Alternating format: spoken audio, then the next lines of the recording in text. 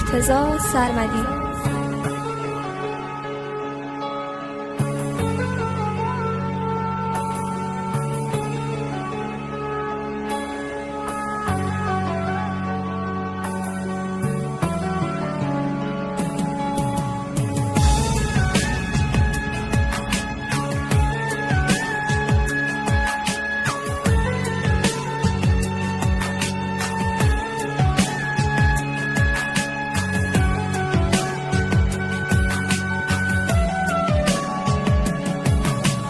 بهترین بهونه من ای چراغ خونه من، گفتن اسم قشنگت شعر عاشقونه من شدم مجنون چشمات، تو شدی دیوونه من، گم شدم تو این دو راهی، چشم تو نشونه من واسط ترانه میشم، تو منو بخون دوباره، آسمونه شب تاره پرش از ماه و ستاره.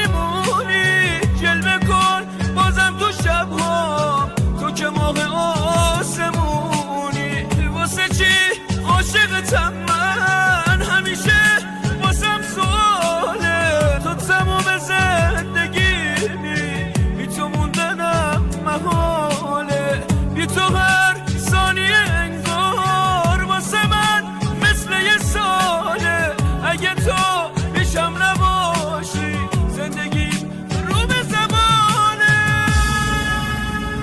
یادته بهت میگفتم تو نباشی من میمیرم، تو میگفتی دورت بگردم، خودم هم پیش تو گیرم، منو میبره به رویا یاد اولین نگاهت، خیره میشم و میمونم تا سحر به روی ماهت.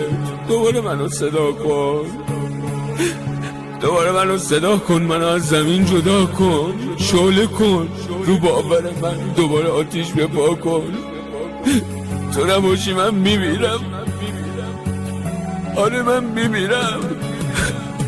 از من عاشق تنها بی تو هیچی نمیمونه، واسه عاشقونه خوندن ای تو بهترین بهونه، دل به دریا زدم اما بی تو من اینجا اسیرم، ماهی توی بلورم، نرسم به تو میمیرم، باید خدا بخواد که ما دوتا از هم جدا شیم، باید تو فال و قسمت ما بالغ هم نباشیم.